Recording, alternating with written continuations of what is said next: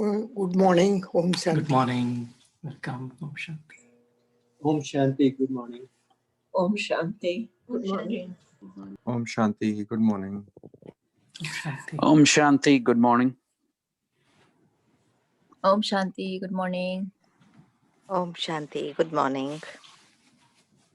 Om Shanti.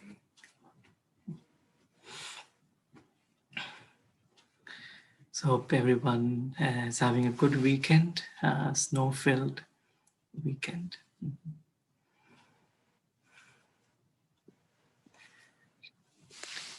Today, the thought was to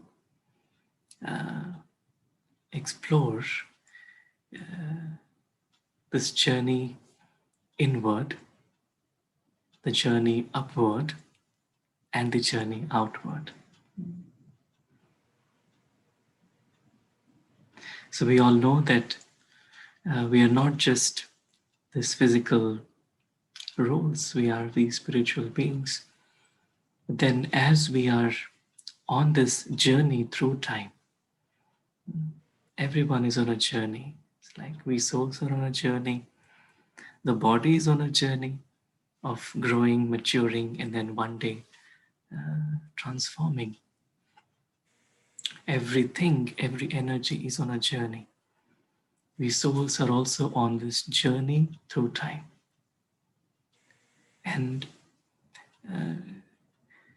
when sometimes we forget this reality of who I really am, where I belong, why am I here, then the mind can create attachments in little things. And when the mind creates attachments, it is then that the soul starts to experience a state of like bondage. The soul is no longer free. And so today the thought was we will explore what it takes to maintain the stage of being on a journey. And so many times, we say meditation is a journey of remembrance. And so I remember who I am, and this is the journey. We all enjoy journeys. We say life is a journey. We all enjoy journey back to our home, our hometown, and then come back. And so what is this journey that takes the soul into the experience of the invisible, of the real, of the eternal? So that then the soul, once the soul tastes this experience, then it is very easy to detach. This morning we were studying this whole thing about detachment. Detachment from the physical body, from the possessions, detachment from like on a subtle level. But the more the soul experiences the reality, it's like when I have diamonds, then I will no longer be attached to the stones. I can now easily get detached from stones because I have a diamond. So the spiritual experience of the reality allows the soul to then stay in that. And then the life here outward becomes more of a life of enjoyment, a life of giving, sharing, caring, inspiring. So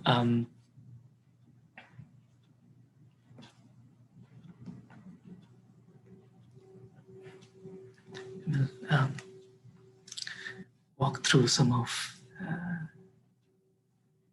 these slides. Are these slides visible? Yeah.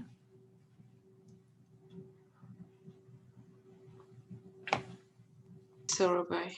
Yes, Rabbi. Yeah. Yes, Saurabai.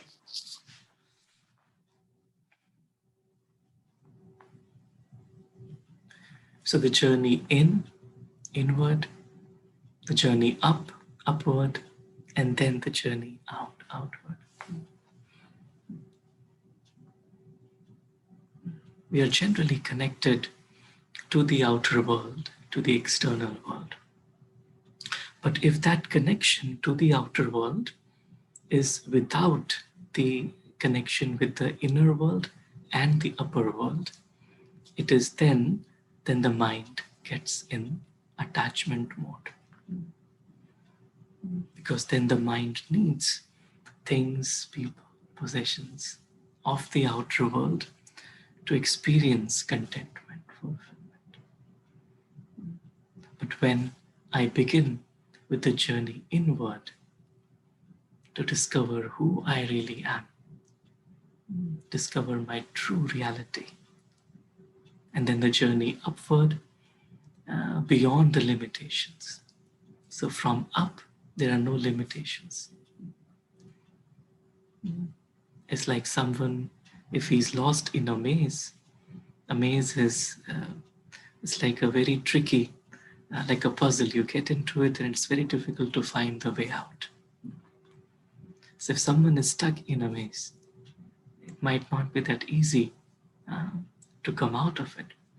But if they are able to just move up, if they're just able to move up, then from that perspective, they can easily identify which is the correct path. So journey upwards allows me to hold a larger perspective of life. And from that larger perspective, then there are no blockages, then there are no challenges. Everything is a solution. I'm able to find a way out very easily because of that perspective. So journey in, journey up, and journey out.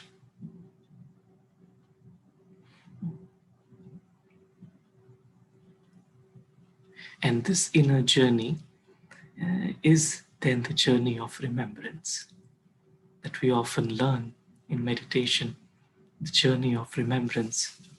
Or sometimes another word that is used is pilgrimage of remembrance. A sacred journey is a pilgrimage. But this is this inner sacred journey. It's like just these stairs.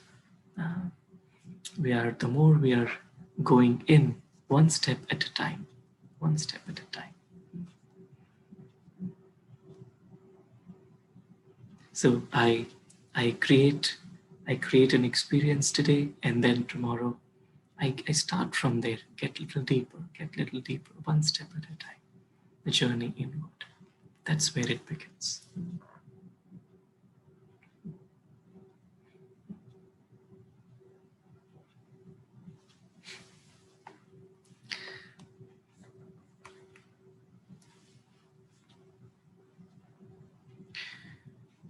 So this realization that it is only the traveler who is foreign. There are no limitations. There is no foreign lands.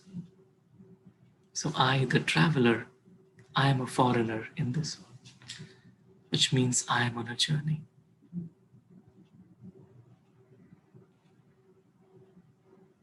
When I realize this, it kind of allows me to take the first step of rediscovering my reality. Just thinking as an alien, I'm an alien in this world.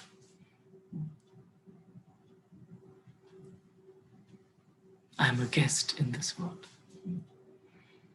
An alien or a guest has a different perspective.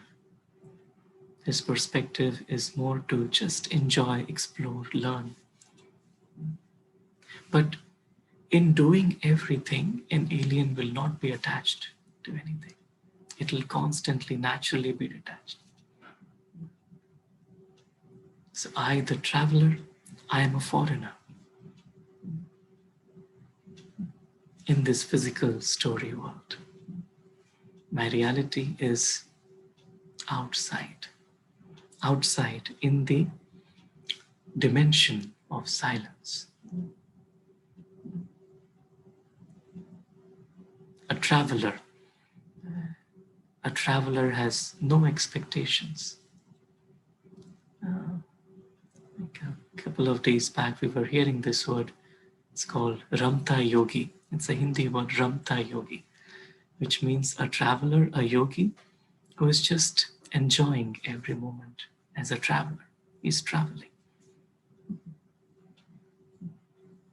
We all like to travel, make trips, because we are travelers. And so for a traveler, every scene is for enjoyment.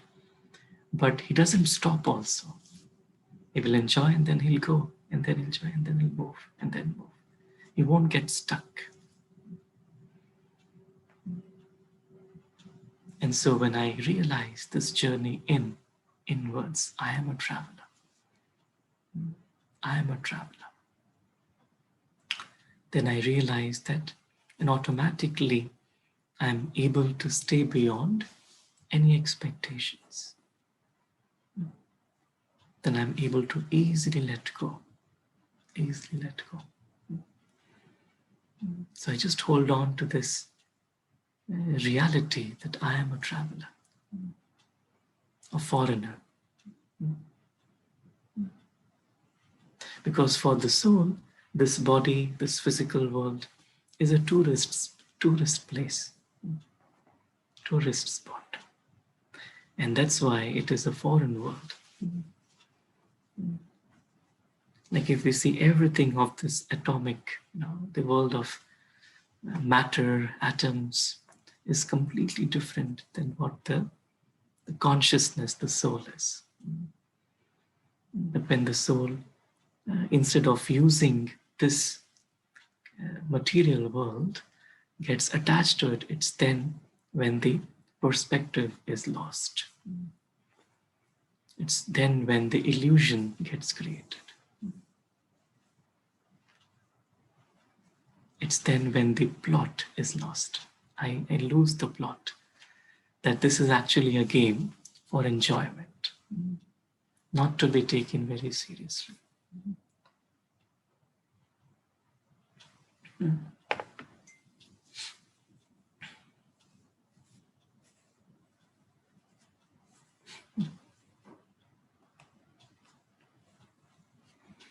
And so we are all on a journey through eternity.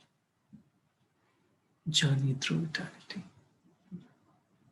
This holding this eternal perspective in my mind. Eternal means beyond time, something which is constant, something that is not limited by time.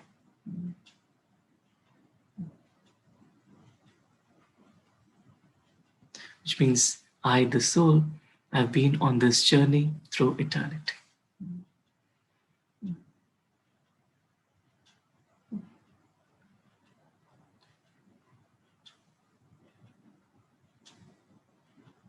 And this realization that I am on a journey allows me to be easily detached, and also loving. To the extent that I feel detached, I also feel that love.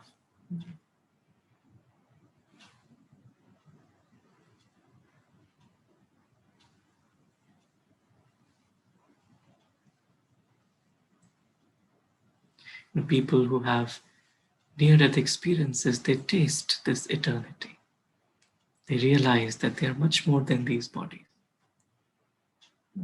And when they experience this eternity, their perspective towards life completely changes. They find a new purpose, new meaning to live. And it is to just share, to inspire, to live in the moment, to care for little things, to experience that unconditional love in relationships.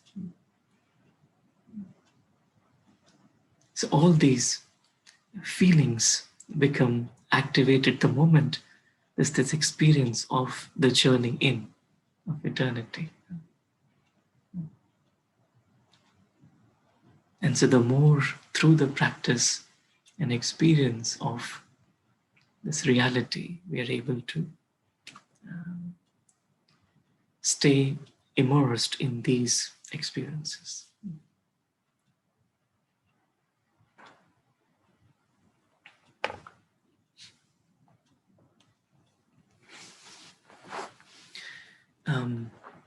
The word pilgrimage is often used as a sacred journey, and in India, growing up, we always were taught that there are different pilgrimage places, and we should go to every pilgrimage place, considered to be very sacred.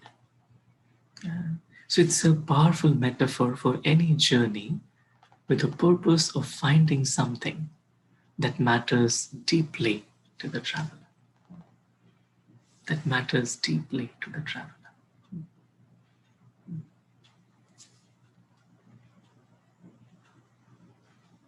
So this inner journey, upward journey, outward journey, is like a pilgrimage that I take on because this is the most sacred experience, because this is the experience of this living light. This is the experience of the soul. To relive that experience is this pilgrimage.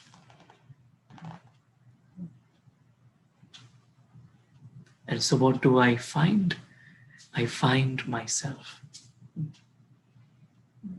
I find myself and I find the divine. And I experience that eternal relationship.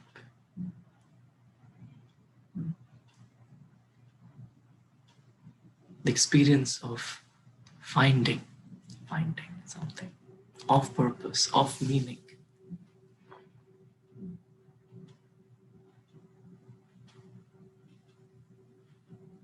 And so if I ask myself, what really matters to me?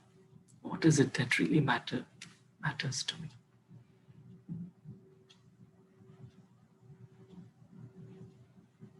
And generally it's just this experience, this connection with the truth, experience of the soul.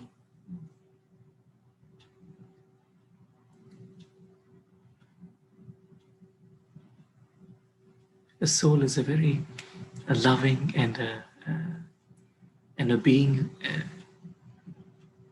with supreme innocence. And someone who is innocent is respected also. So to find that innocent and worthy of respect being within is that purpose of this travel, inner journey or pilgrimage.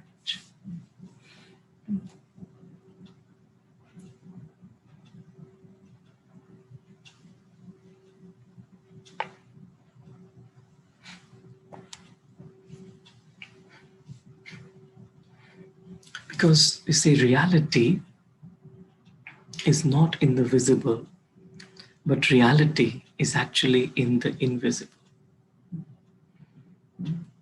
We feel reality, whatever we see is real. But like we saw last time also, that actually our brains are actually creating reality based on our perceptions. And so this experience of reality is in the invisible. So what is reality? Something that is permanent, unconditional, and unending. So anything that is visible is temporary. Its form can be changed. Nothing is permanent. This body is also not permanent. So it's not real. It has an end. It has limitations, conditions. So anything that we can see in the world is subject to change. The only thing constant in this world is change. That's why this world is not the real world. The mind always wants to get absorbed in feelings of happiness, ecstasy, and bliss. But having lost touch of the eternally blissful state of being, what happens is we base our happiness in unreal things. We base our happiness in unreal things. And that's where we get attached. It's a paradox. We are real. We want to feel real, but we try to feel it in the unreal world. We are real. We want to feel real. But having lost touch of that reality, we want to feel it in the unreal world. And this journey inward, journey upward and outward allows me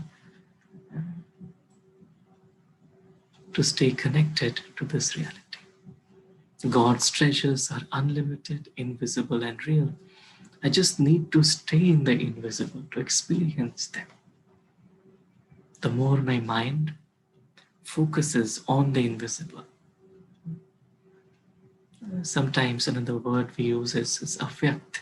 It's a Hindi word, avyakt, which really means something which is beyond the visible, invisible. So this journey inwards, upwards and outwards enables me to stay in experience of the invisible easily and naturally. Easily and naturally.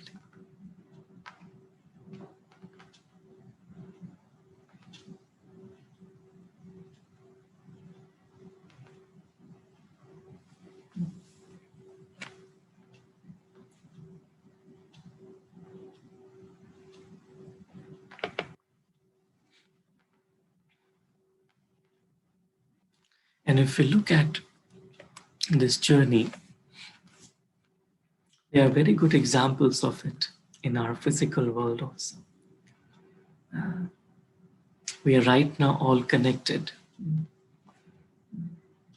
through electromagnetic waves, basically, which are going from our phone to the tower, and from tower to another tower, and then to the phone. That's how internet and connection, everything works like that. So the first step is to connect inward. So I connect to the phone. The phone connects to the inward, whatever the system it is, the code there is, the chip there is. So it connects to the inward and then connects to the upward. So these waves will then connect to the tower. Will fly to the tower, upward, and then from the tower, it goes outward. It gets then transmitted. That's how actually even right now we are connected. So this power of connection also is through this journey, inward, upward and outward.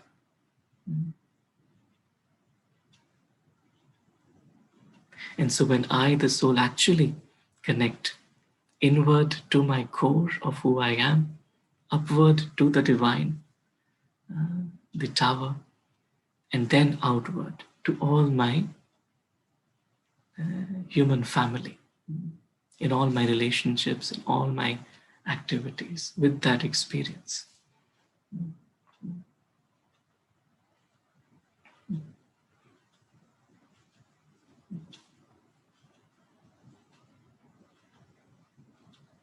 And this connection is so instant. And this connection is basically driving the world right now. The connection through these waves, electromagnetic waves. And these waves are also invisible. We can't see them. But they travel with the speed of light. They travel with the speed of light.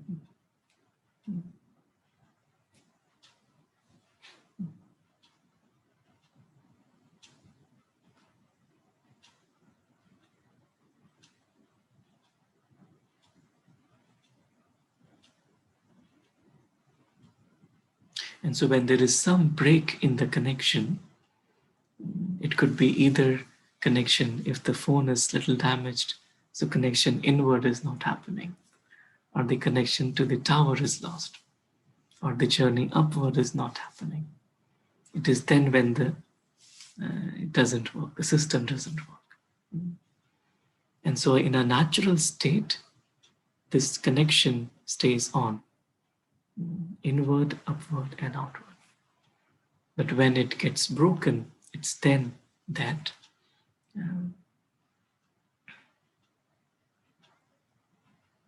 we feel lost, we feel trapped in little things of illusion.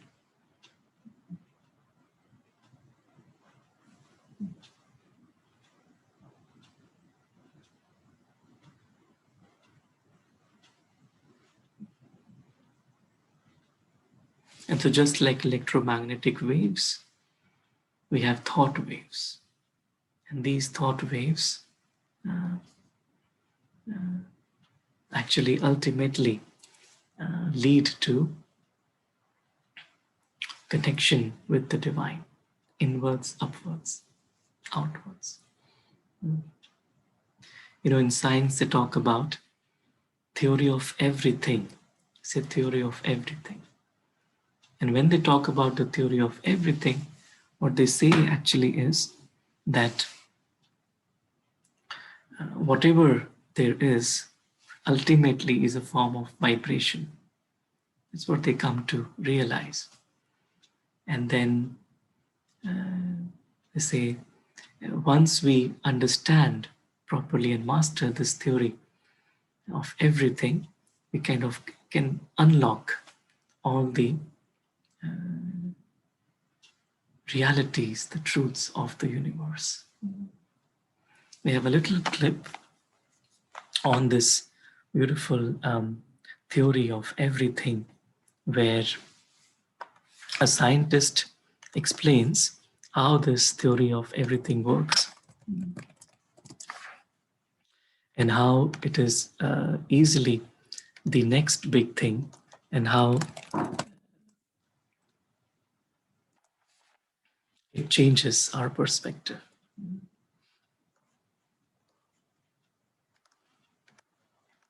So let me just share that clip.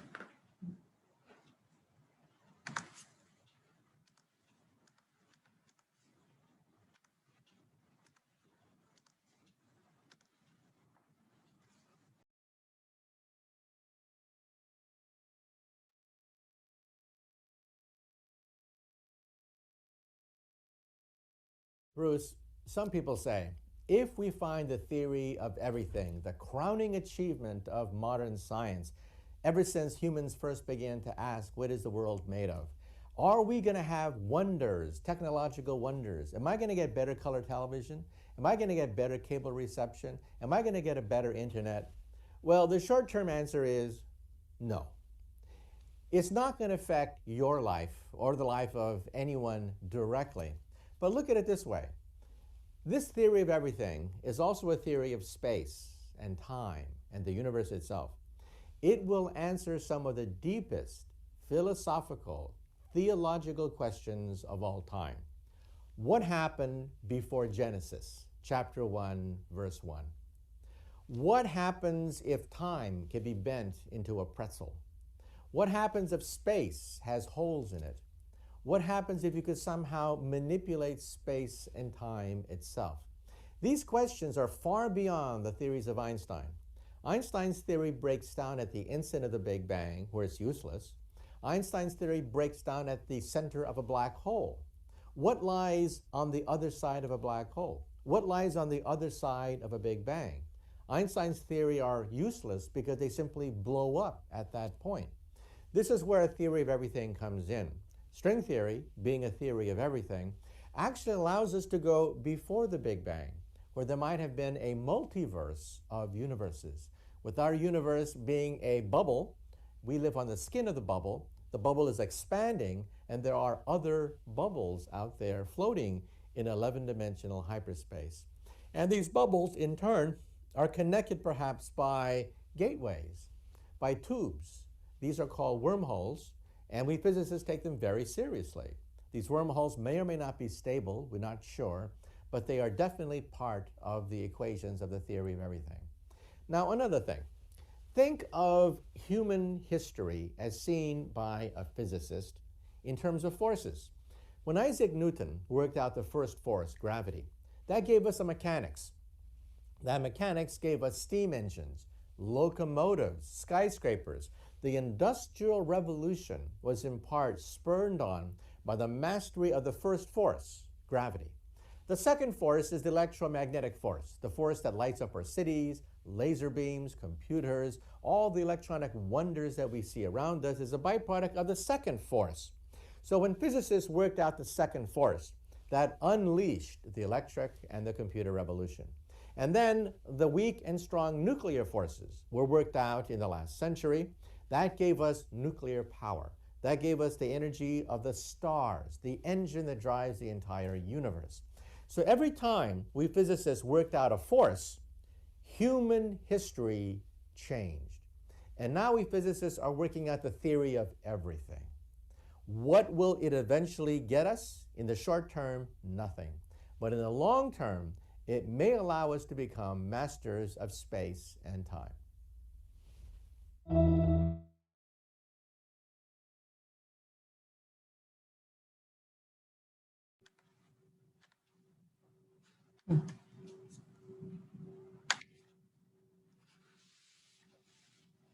Says this theory of everything where the concept is that everything is a wave, everything is a vibration, and even the consciousness operates in vibration. And so just like these waves externally travel, our thoughts internally travel. And so I go within to my core, go up to the world beyond the higher dimension, and then I connect to the world outside. So this power of connection is so important. There's another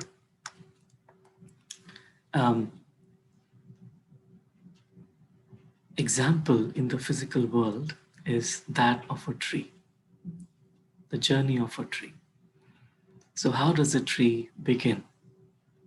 So we have a seed, but the seed itself doesn't do anything. We plant it in the soil with appropriate conditions, moisture, sunlight. And then what happens initially is this roots start to form. So this is the journey inwards. It is invisible, the journey inwards. And then after the roots have formed is then the journey outwards, the tree. And when the tree is mature, then there are fruits. And the interesting thing is every fruit has a seed in it from which a tree began. So this whole life cycle from a seed to roots, to the tree, to the fruit, to the seed back. In the same way, the journey, the inner journey. I first go within to experience, to create the roots, and then go up. I guess last time we were discussing roots and wings. My roots is like this journey inwards. And then my wings is this journey upwards, which is also remembered as this angelic experience with wings. I go up. And then the journey outwards where my thoughts, my mind could then be used for world service. It then be used to spread peace in the world. It could then be used to create more seeds. The journey of a tree.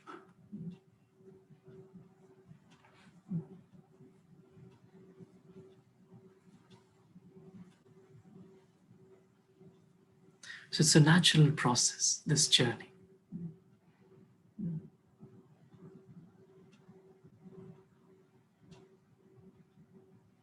So now, let us go through each journey one by one.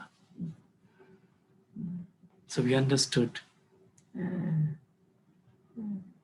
how journey is important, and we understood some of the physical aspects of how through waves we can actually, it's the power of that connection can be felt now.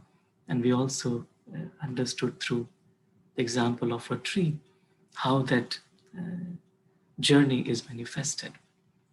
And so the first step we say is the journey inwards. Journey inwards. So this journey inwards is to just hold on to who I am and to let go of who I am not. So this journey inwards enables me to easily get detached from the expansion and complications of the story. And in one word, we call it bodiless. Body is body holds the soul in the story. So when I experience that I am beyond the body, automatically the effect on the soul of all the heaviness of the body is reduced.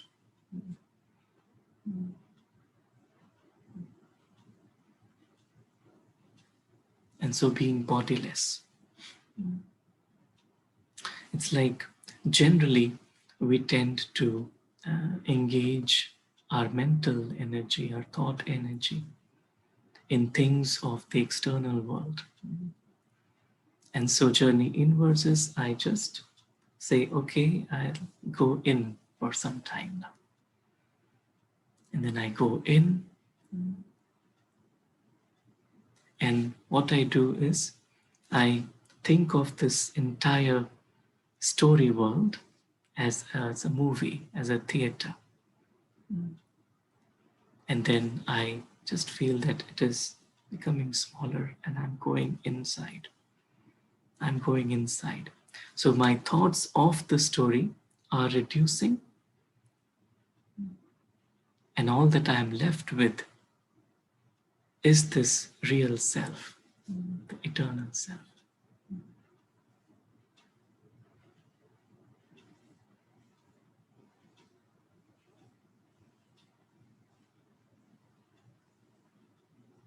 So I go in, I go within. I go within. And so what is also important in this is this creating this contrast between my experience of the world within and what is outside.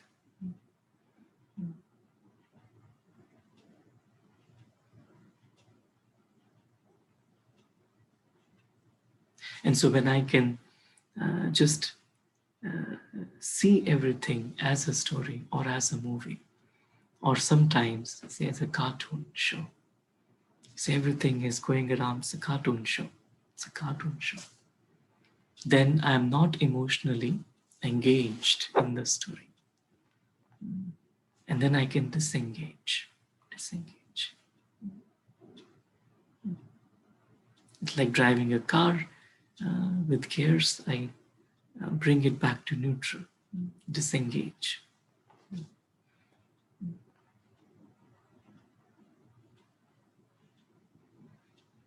So it is all just experience, just going within.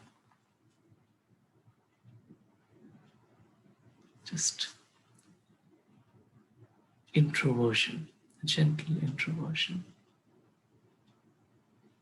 So through my inner eye, I just choose to look at my eternal self, a point of light, not the physical body. Through my inner ears, let me listen to my inner voice, the voice of purity, of innocence in the soul.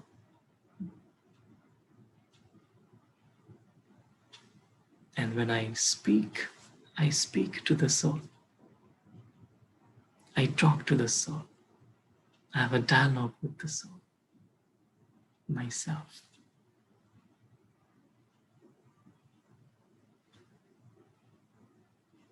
I realize that I am a foreigner in this world of story.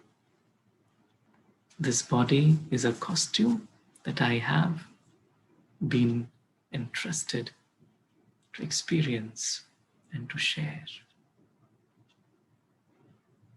And I realize that I am on this journey through eternity.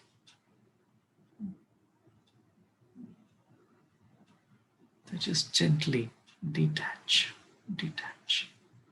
Become introverted. Just like a tortoise, become introverted.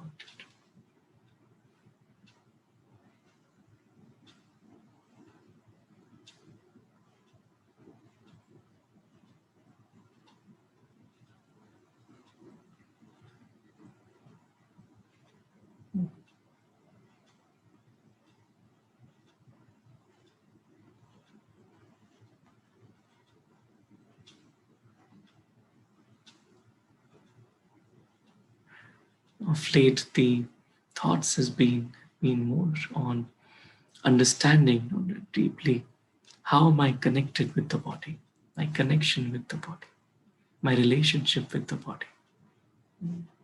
This body is an amazing instrument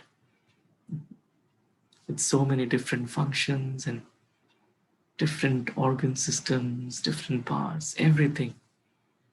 It's a miracle that has been entrusted to the soul to take care of and to use.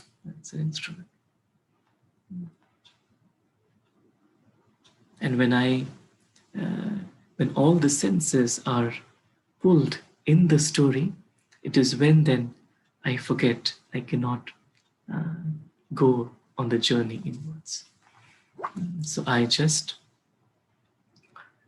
begin to create those thoughts that I am now coming back to myself. So from the body, from the physical to the metaphysical.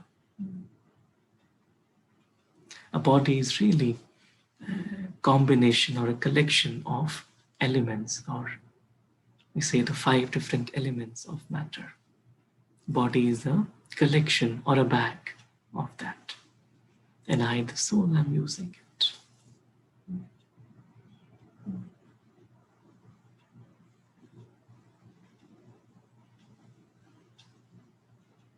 So in that, the scientist, he said, the theory of everything will become masters of space and masters of time, which means the soul coming back to its original nature, because the soul is a master of space and a master of time, eternally. That's the reality of the soul. We are spaceless, timeless, because we belong to the other dimension, the higher dimension of silence. So the more I realize what is my relationship with this body, ultimately everything else is connected through the body.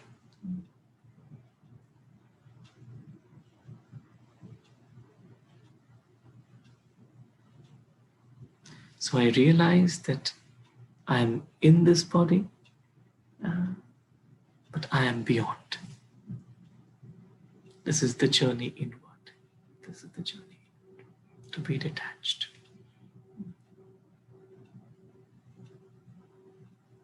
It's like, a ship or a boat. When the boat has to begin the journey, it has to unhook from the chains that clamp the boat to the shore. This journey inwards is that process of that letting go, so that I am now able to go up.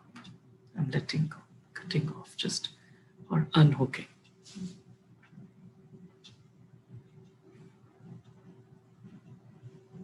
So I'm letting go of the body and everything linked with the body, detaching.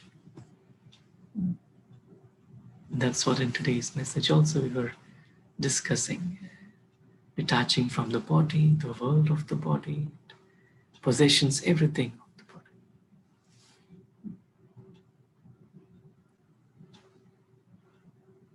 And so there was a bird on a tree, on a branch of a tree, The bird was trying hard to fly. She was flapping her wings very hard, but she wasn't able to fly. Why? Because she was holding on to the branch very firmly. And that's why in order to fly, in order to experience the journey up, the first step is to let go. The journey inward begins there. I let go of the story, let go of the body. So bodiless. That's why the first step in meditation is this. Who am I? Not this physical, but this eternal, silent being, bodiless. So I get in touch with this pure, eternal, divine being that I am.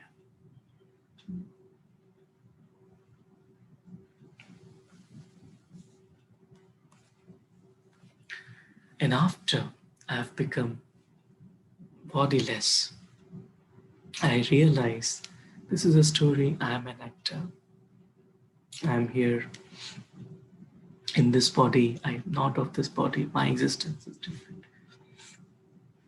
It is then that the mind begins to experience a flight.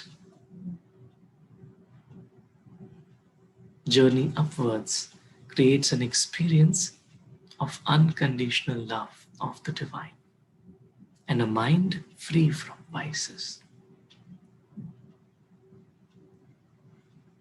It's like that when the soul feels in this journey upward that there is someone who is there for the soul eternally.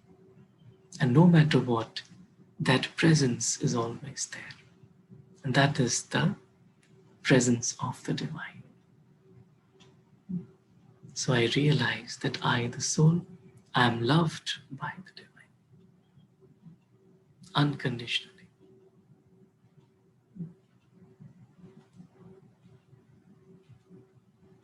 And when that love creates or takes the form of like a fire, then all the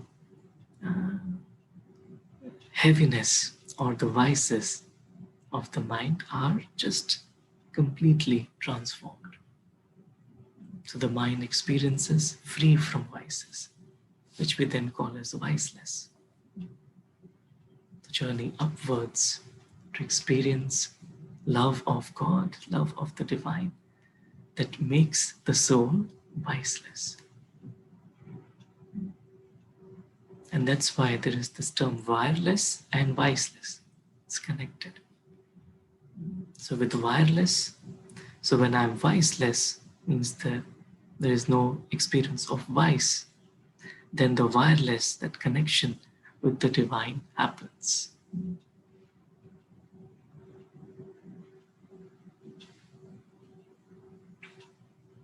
And the more I become viceless, the more that connection strengthens. So this is the journey upwards. Journey upwards, like a flight. I'm going up, up, up. Like astronauts go up in the space. They experience this world of silence, this dimension, very different dimension. So as spiritual beings, that's where we come from. The journey up is to get into that dimension, experience that dimension.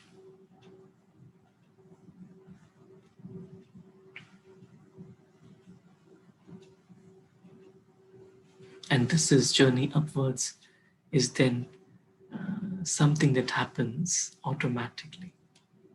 And just like there, the experience was detachment, here the experience is of love. Complete opposite, I think. Sometimes we say being detached and loving are two different things. But the more I am detached, the journey inwards, the more I can experience love, the journey upwards.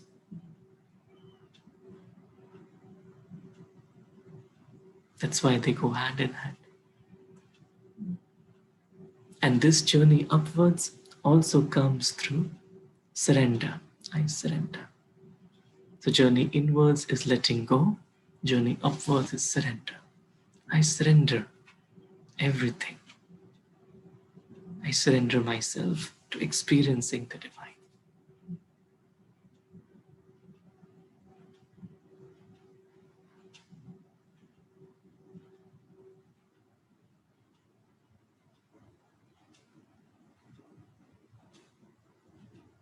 The journey upwards is to experience the sky beyond the sky.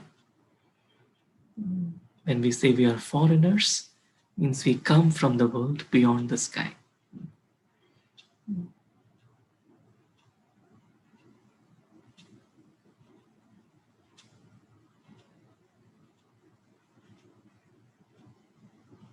And in this journey, just holding on, just staying in that experience where I experience where all the stars, not just I, the soul as a star, but all the stars.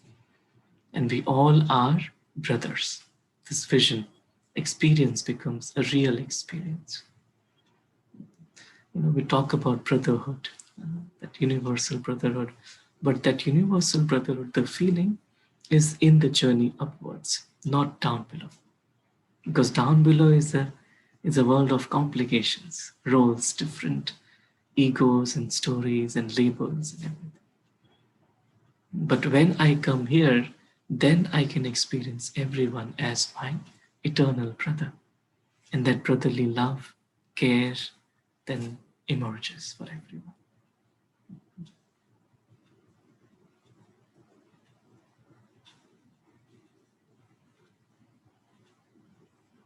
Viceless.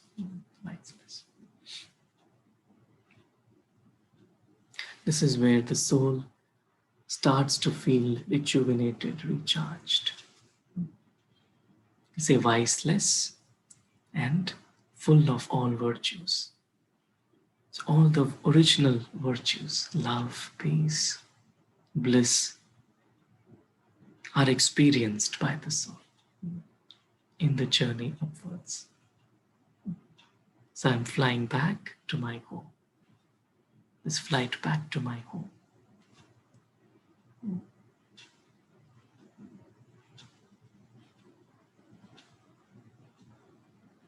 And so here then the mind feels completely rested, at comfort. There's a feeling of belonging that comes in this journey upwards. I belong to everyone, everyone belongs to me. I belong to the divine belongs to me. That feeling of belonging opens up the heart.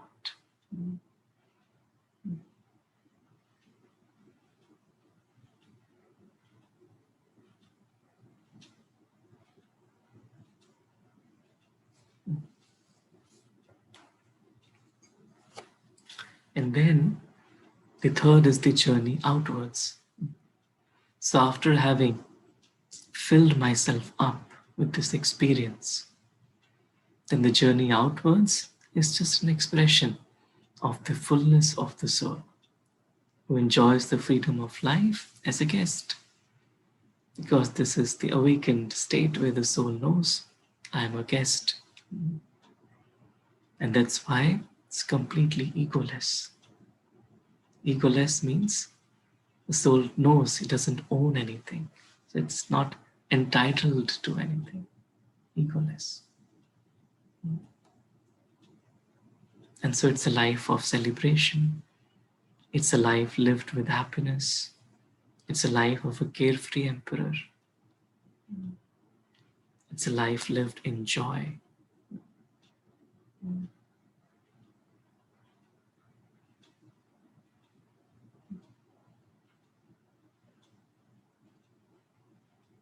It's like the sun, the moon, the stars, everything feels like a blessing. We are so blessed as a guest, we realize. This is really the life of a butterfly. So this journey outwards is this experience. And we begin to experience this egoless state. Egoless. So bodiless, journey inwards, viceless, journey upwards, egoless, journey outwards.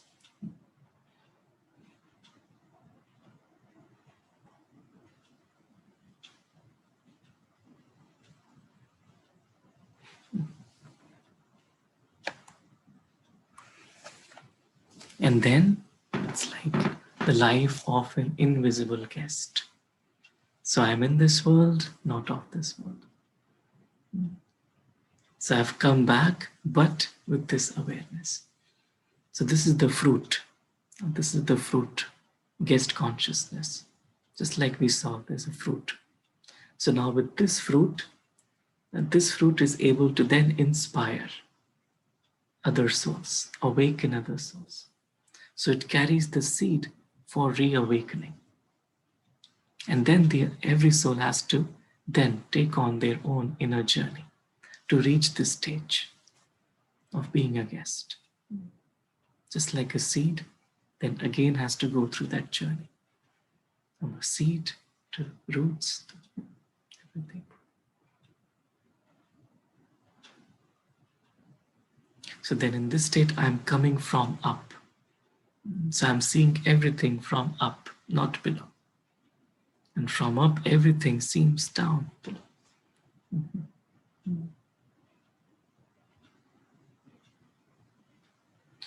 To the extent that we practice this stage, to the same extent we emerge the divine nature within. In Hindi, there is a term called Atithi Devo Bhava. Means a guest is an Atithi, Devo is like a deity. Bhava means a guest is treated in a very divine and royal way. And so when the soul, the awakened soul, comes back as a guest, then that soul is treated by life, by drama of life, in a very divine way. Then things automatically begin. Things every moment you feel the drama of life is respecting the soul.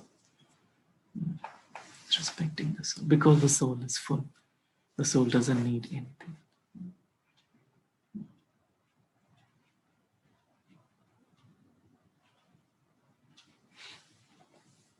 So let us just experience this journey inwards. So just create a few moments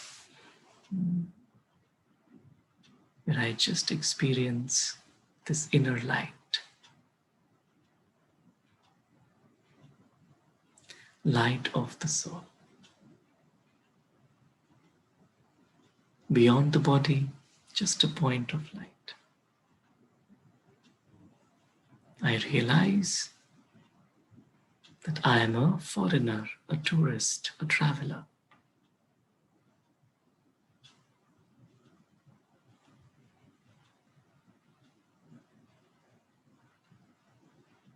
And for a few moments, let me just let go of the story. I let go of the body. I let go of everything in this physical world. And I feel that I am moving up.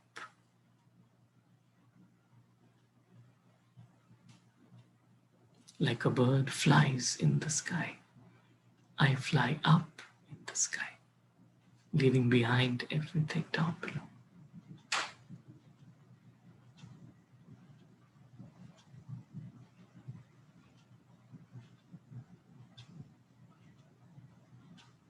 I'm flying back to my home to experience my reality in this invisible world with the divine.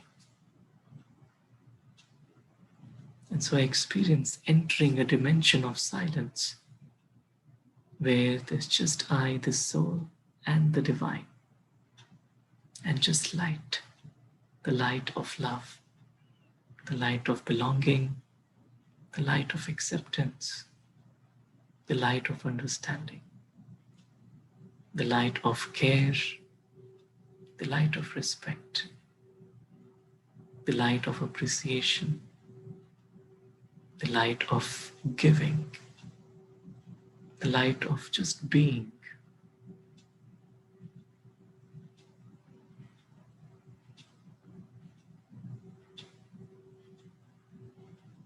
And here I experience the presence of the divine.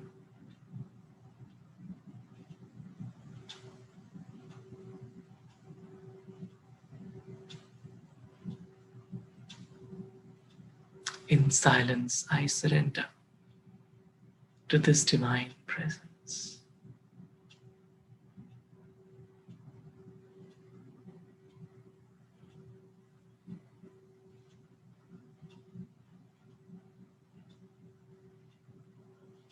I feel completely full.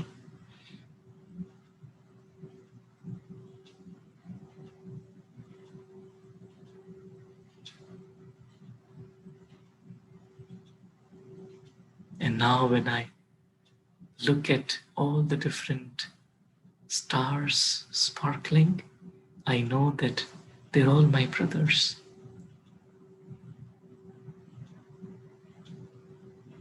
And when I look down below, I know it is a story.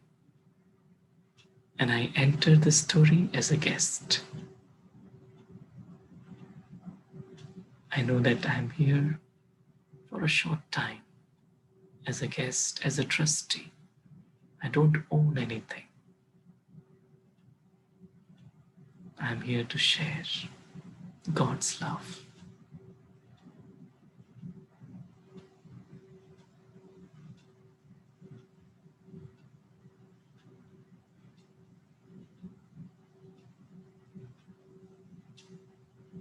So I experience the life of a butterfly, of an angel, in a very natural way.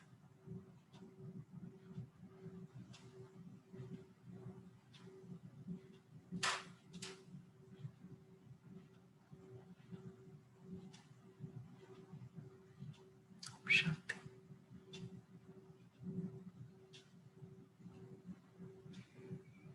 Shanti, thank you, all the angels, all the flying angels, for connecting and for your presence.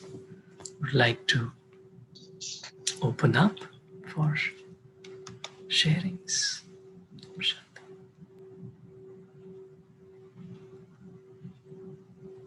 Shanti, Saurabh.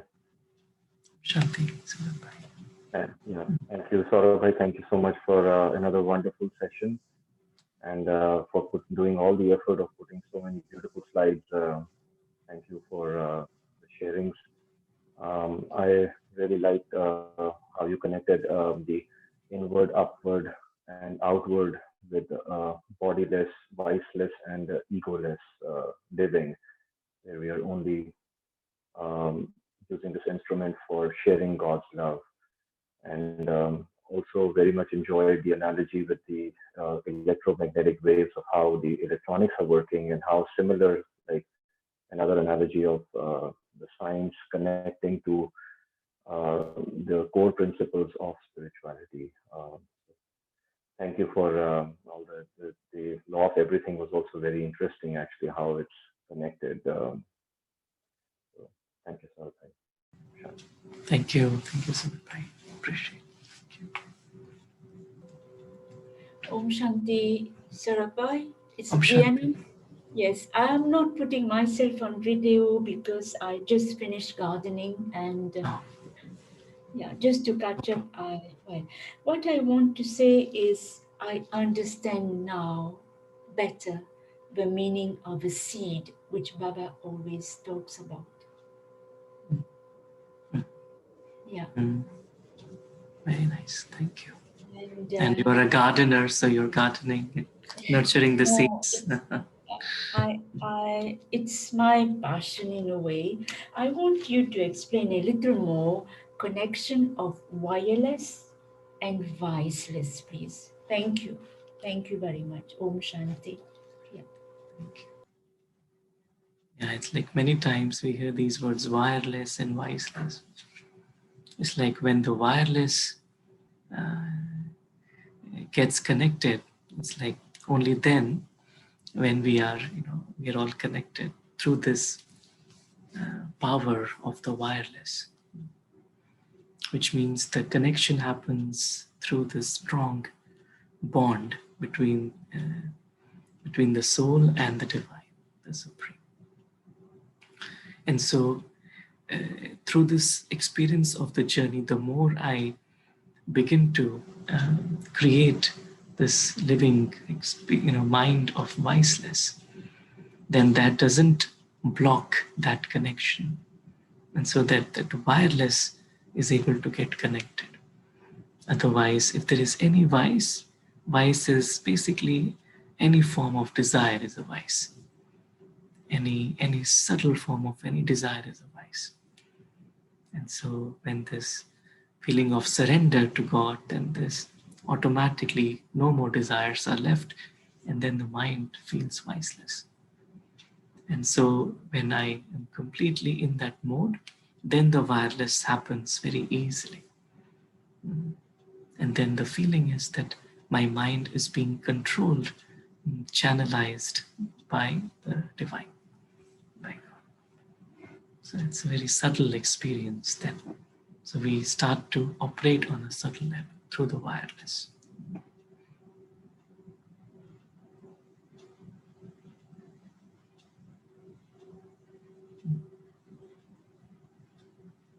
Thank you.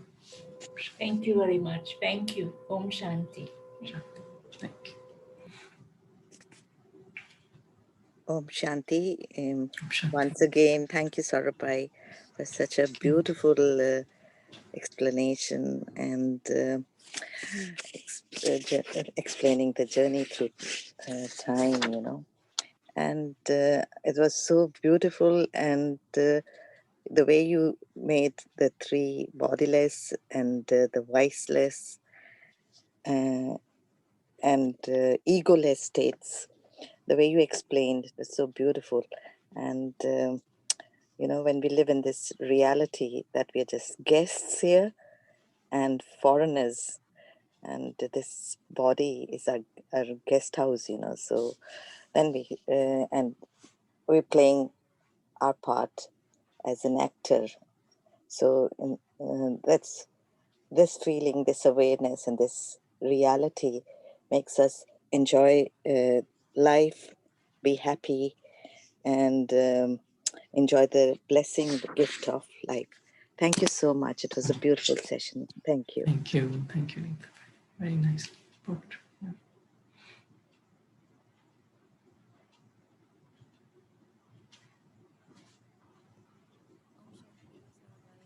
Om Shanti. Om Shanti Saurabai. Again, very thought-provoking session. What I really enjoyed was the throwing some light on theory of everything.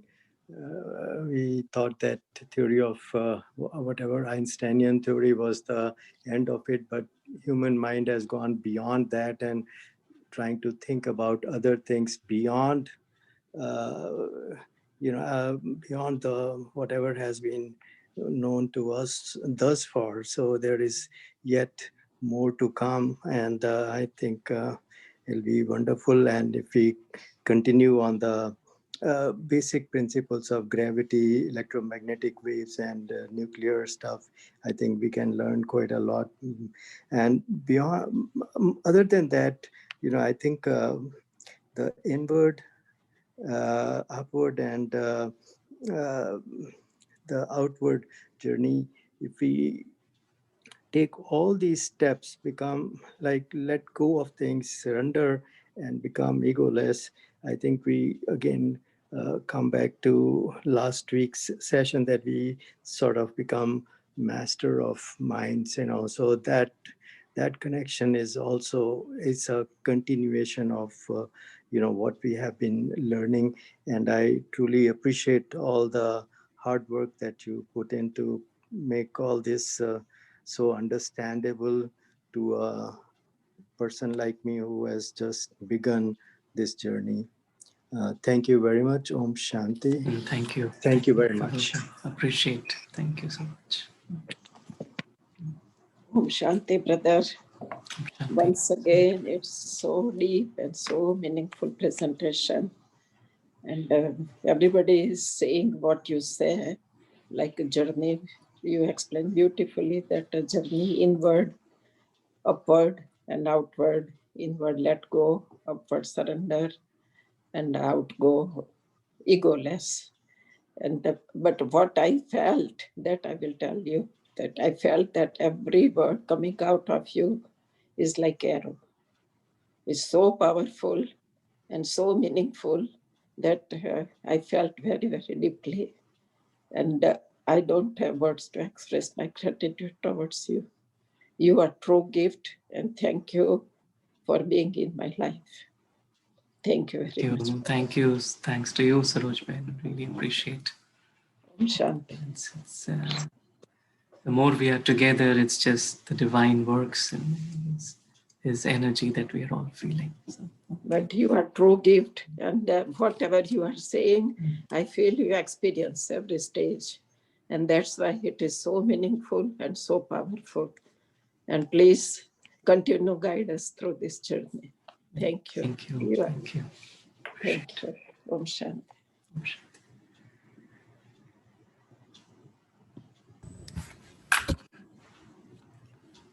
Thank you, Saurabhai, Sangeeta. Acha. Om Shanti. Nice to see you. Om Shanti. So thank you for meaningful presentation. I like the part, reality is invisible. And going inward journey is letting go. Upward journey is to see the things from the top. That's very good. And root of the seed that begins to go to the upward for the journey, and meditation that connects to the source. Very, very meaningful and inspiring to us. And I like it. I enjoyed the session. Thank you for great session. Thank you. Om Shanti. Very nice. Thank you, Sangeeta. Appreciate it. Hi, Om Shanti Saurabhai ji. Om Shanti, This is Parveen. Om Shanti, Yeah. Parveen. So I like the invisible guest. It's a beautiful, that one, you know. So that's in the snow days, there's so many invisible guests coming in my backyard every day. That's what I really like. That I like their picture, how they're sitting on that, you know. So that's gives me a lot of fun and love from the birds. Everything was so fine. We are just waiting for you all every Sunday. Yeah, thank you. Thank you. We also look forward to having you all. Thank you so much. Thank you very much.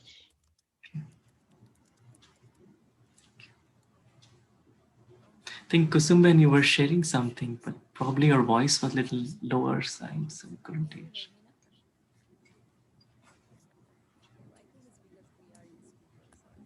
Just take out. Oh yeah, now you can hear, right? Yes, yes. Okay. Thank you, Saurabhai. It's beautiful presentation.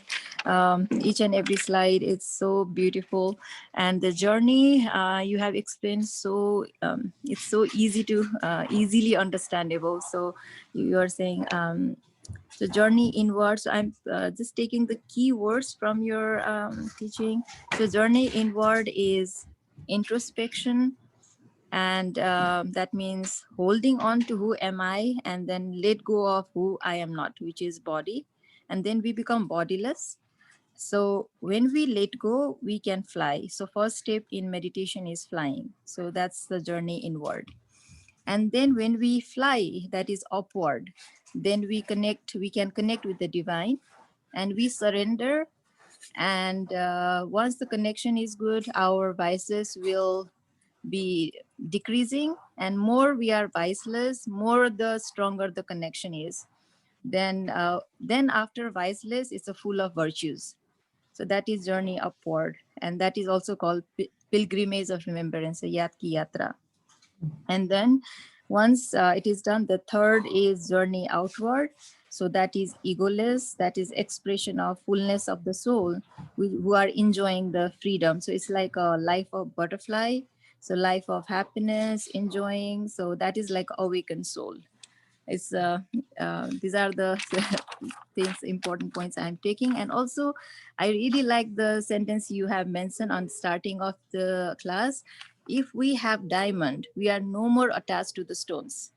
So if we have diamond, which is divine, if we get that connection, we will not be attached to the stone, which are the body relations, physical things, which we learn from today, the detached from four things will be easily detached once we know the reality, the soul, and then divine, which is diamond. We won't be attached to the stone.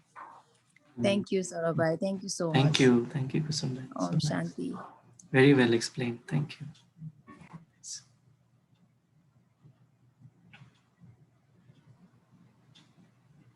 Om Shanti Saurabhai. Om Shanti, Mataji. I didn't see none of your slides, but so far I heard it was so nice. Your session was nice. That in the unreality world, we are the real. We are really living in reality. Unreal world, we are living in the real world, reality. Yeah, that one is so nice. Really, this is unreal world, no? So that one was so nice. Thanks for this. Thank you. Appreciate. Yeah, because I'm doing all the work side by side. Before going, I have to store so many things. So that is why from the morning after the class, then I have started. Okay, thank you. Thank you, Mataji. Appreciate it. Om Shanti Bhaiji, thank you for the beautiful class. I like that one, like reality. You said about like everything is not truth. Oh, sorry, I forgot that. Reality is invisible, and the life is not everything is not enough. I mean, it's not truth. It's invisible. Lots of things, and of course, being yourself, inward, outward to the world, and first and secondly, you connect with the upward, supreme, and explore to the outward. That is what I took from. So I love it. Thank you so much. Very nice. Thank you, Bindu. And you're automatically that.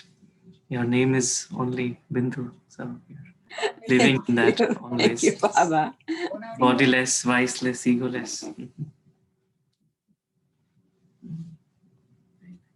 I think connection with everything, these three words, inward, upward, and outward, is everything. You can get everything, bodiless, viceless, all kind of things. So it's all about this, I feel. So, and it's everything is invisible. The truth is invisible. Very nice. Thank you very much, Saurabhai, for sharing your valuable knowledge to me. And you explained the concepts very, very well. And I always look forward every Sunday to get some inputs from you, and so that we can enrich our life. Thank you very much. Thank you, Krishna Bhai. Appreciate it.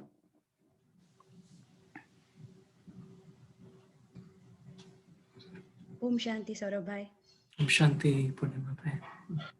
Thank you for the beautiful session. Today, I like that there are no foreign lands. It is the traveler only who is foreign. And when we consider that we the soul alien or guest in this land, then I can explore and learn with detachment. Yeah, and I like the journey of a tree also, that roots are inward, tree upward, and the fruits outward.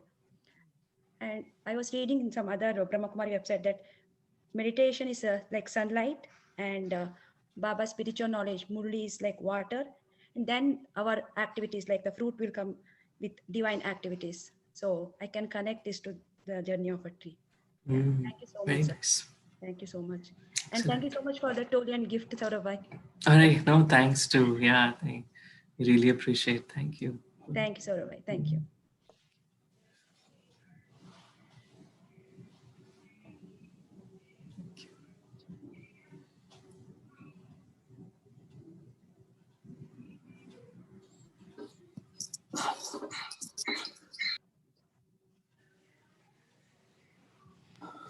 anyone else would like to share?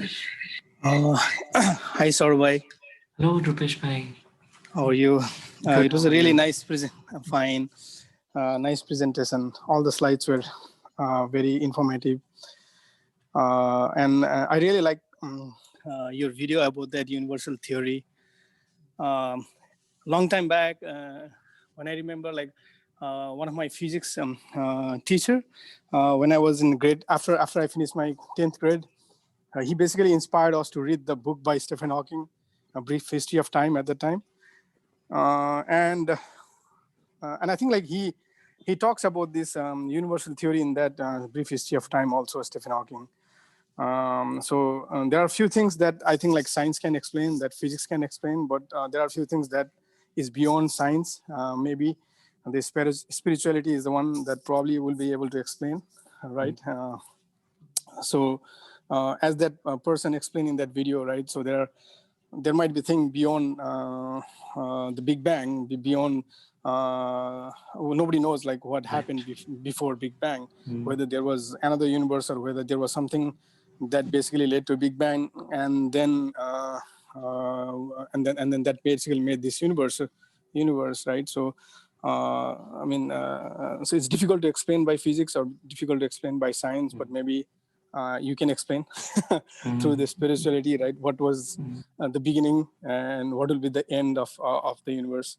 But anyway, I think like yesterday in the Murli, I think Baba, I think it was yesterday, right? When Baba explained about like how to prepare ourselves for the end of this confluence age and the beginning of the golden age, right?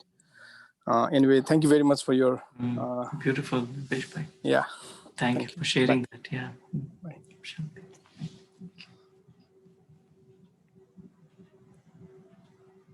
Is Kushal also there? Yes, Yes, he's also he's also there. Hello, Kushal. Hello, Kushal. there. He was listening. Yeah. Om Shanti. Om Shanti, Kushal. Any points you want to say? He said no, he doesn't want to share for now. That's fine, no problem.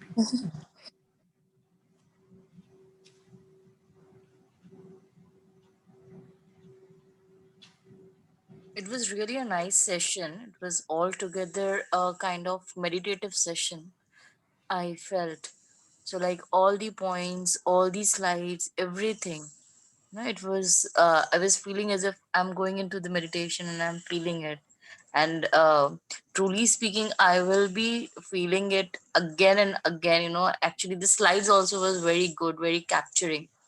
The slides at the level of bodiless, viceless, egoless, the different pictures, the snippets, they were really good. And definitely what you were saying, it is always good, but today the slides were also so apt for all the thoughts, and it's really meditative. Thank you. Thank you, Swati. Thank you. Appreciate it. It must be late there in India, but thanks for joining. Yeah. Thank you. Thank you.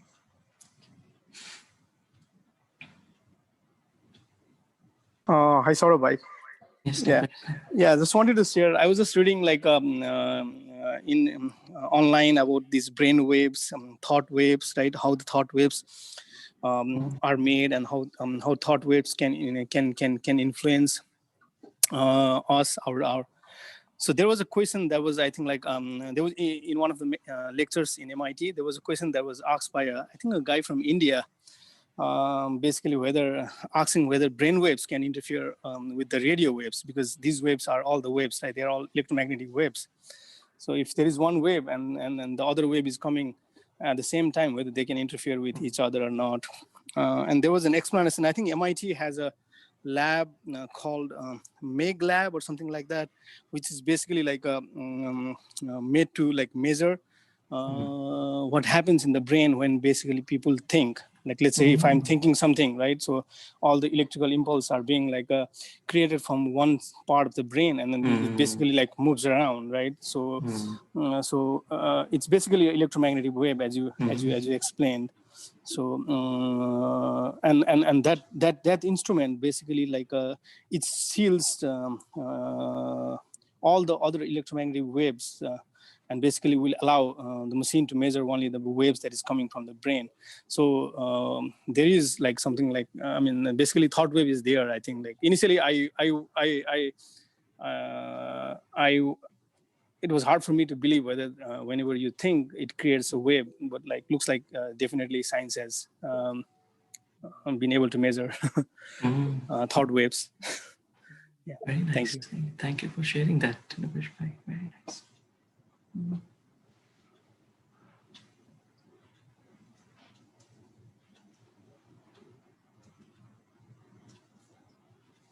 Great. Did we hear from everyone? Any other thoughts? Om Shanti. Thank you. Om Shanti, Maitri Ben. It's a wonderful, wonderful session. Very well explained and beautiful presentation. Thank you so much. Thank you, Maitri Ben. Appreciate.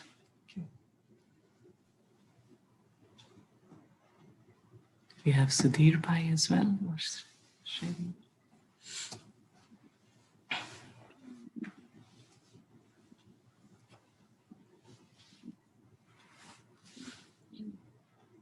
Any other thoughts anyone would like to add?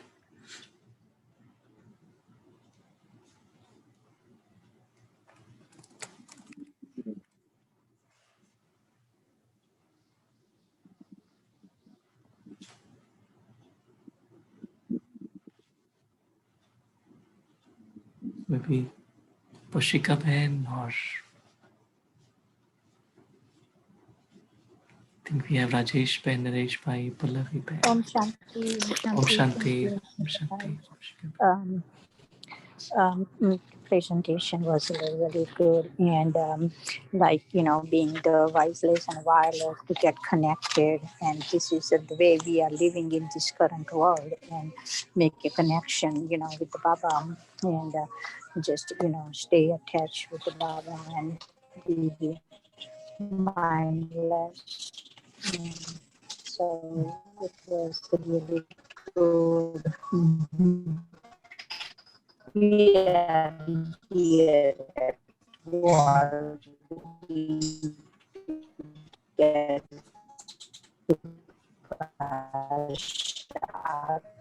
so, I'm just waiting here and hope to listen to you. So, Thank you. Very nice. Om Shanti, Saurabh bhai. Om Shanti, Naresh Bhai. Om Shanti. ये जो अभी जो सुन रहे थे बहुत ज्यादा नहीं सुना, जितना सुना उसमें एक थोड़ा सा जैसे होता है ना, एक पेड़ होता है, अगर उसकी जड़ें कम है, जड़ें ज्यादा गहरी नहीं है तो हल्के से तूफान में उखड़ जाता है, और उसका विस्तार ज्यादा है तो, और अगर विस्तार कम है और जड़ें अच्छी हैं तो वो कैसे आनी तूफान उसमें भी मतलब उखड़ता नहीं है। तो उसी तरह से हमको भी जो अपने रूट्स हैं वो जो अंतर्मुखता में रखेंगे और विस्तार में कम आएंगे तो कोई परिस्थिति होगी तो वो उसमें हम टूटेंगे नहीं, उसमें मतलब परेशान नहीं होंगे, दुखी नहीं होंगे। ऐसा मेरे को लगता है कि अंतर्मुखता में जितना रहेंगे अपने आप को, अंतर्मुखता तो जितना बाह्यता में नहीं आएंगे, जो अपनी अंदरूनी शक्तियां हैं उनका विस्तार करेंगे, ऐसा मतलब मेरे को। Om Shanti. Very nice, Om Shanti. Thank you. Yeah, when the roots are strong, then we can be stable. Very nice. Thank you. Thank you, angels. Any final thoughts? So we have a few blessings. This is for Sudhir Bhai. Are you sharing something, Sudhir Bhai? Can probably can't hear you. Yeah.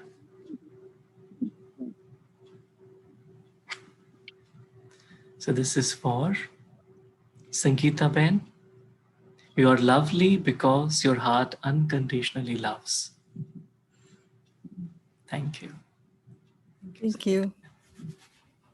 And Neeta Ben,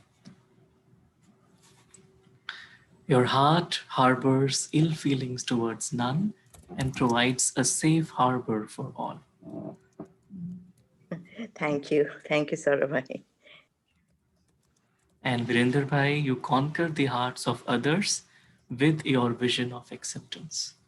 Thank you, Saurabh. Thank you. Thank you. Om Shanti. Om Shanti. And Saroj Ben, you are a forgiving soul who understands that it is never a question of blame, but an answer of mercy. Thank you, brother. Beautiful. Thank you. And Kaval Bhai, your heart is filled with a deep-rooted sense of dignity, which seeks to make things right rather than prove others wrong. Thank you very much. Thank you. Om Shanti. Very nice. Thank you. Thank you. And this is for Purnima Ben. Your generous heart is unlimited in its capacity to forgive, creating space for others to change. Thank you, sir. Purnima Ben. And this is for Diwakar Bhai and kids. We have such a large heart that you can forgive and forget forever. Forgive and forget forever. Thank you so much. Thank you. And, Kusum Ben, you possess a natural sense of dignity, interacting with others according to their highest potential. Thank you. Om Shanti. And Rupesh Bhai, you conquer the hearts of others by wearing the armor of humility. Very nice. Thank you. Yeah. Thank you, Saurabh. And this is for Kushal. You have a caring heart that fills every thought with the hope that all should benefit. Thank you, Om Shanti. And Krishna Bhai, this is Krishna Bhai. You are a wise soul who understands that the price of freedom is the commitment to your life according to highest principles. Thank you. So Thank you, Sheila, Saurabh. thank you. So Sheila Mataji, you are a soul who provides leadership by placing the honor of others in front. Very nice. Thank you, Mataji. And Swati Ben. Thank you. Thank you. Because Very nice. Swati Ben, every step you take is filled with the deep belief that truth is meant to be lived, not just spoken. Thank you. And this is for kids and Shantji. By remaining patient and loving with the self, you're able to provide sacred spaces for others. Thank you. Very nice, thank you. And Bindu Ben, the wisdom in your heart guides you to be loving and patient at times of change. Thank you so much, Raji. Thank you, Baba. Thank you. This is for Anil Bhai. And family, you're a beautiful soul who decorates your life with authenticity. Thank you. Thank you, brother. Thank you, Anil Bhai. Said Om Santi. Om Shanti, Anil Bhai. Always good to hear you. Yeah. Thank you. Thank you. And this is for Maitri Ben. Om You are Shanti. Om Shanti. You are a special soul with a special role by virtue of possessing the heart of an angel. Thank you so much, brother. Thank you, Baba. Om Shanti. And Pallavi Ben. Pallavi Ben. You have the strength to let go of what damages the heart and the gentleness to hold on to what heals. Thank you, Saurabh Bhai. Om Thank Shanti. you. Shanti.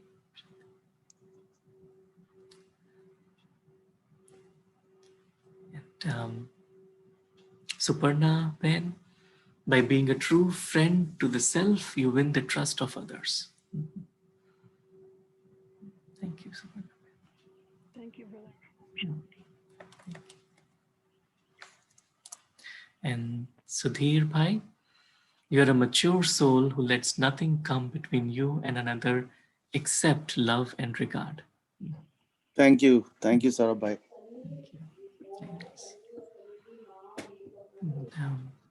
Poshika Ben, you are a serene soul with a heart that naturally radiates peace to the world.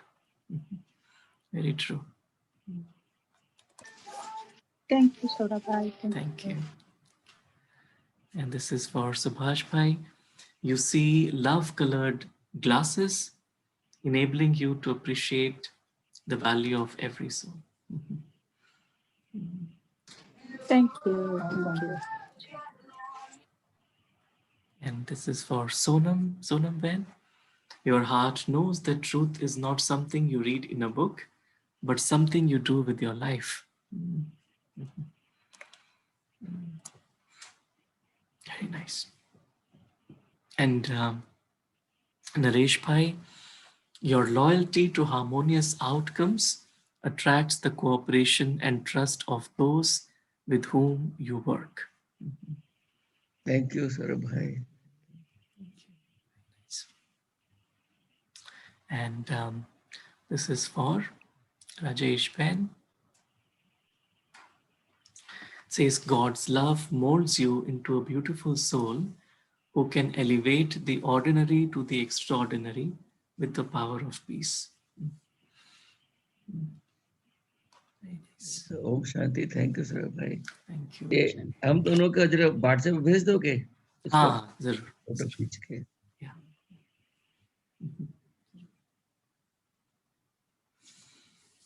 Thank you, angels. And one for Saurabh. Yeah, sure. Says God's love gives you the special ability to see behind the masks and beneath the fears to the beautiful light in every heart. Very nice. Thank you. Thank you. Thank you, angels. Enjoy the snow. And, Okay, Om Shanti. Thank you. Shanti, have a good Shanti, rest of the brother. weekend. Om Shanti. Om Shanti. Thank you. Om Shanti. Thank you. बोलो. Om Shanti. Thank you. Om Shanti.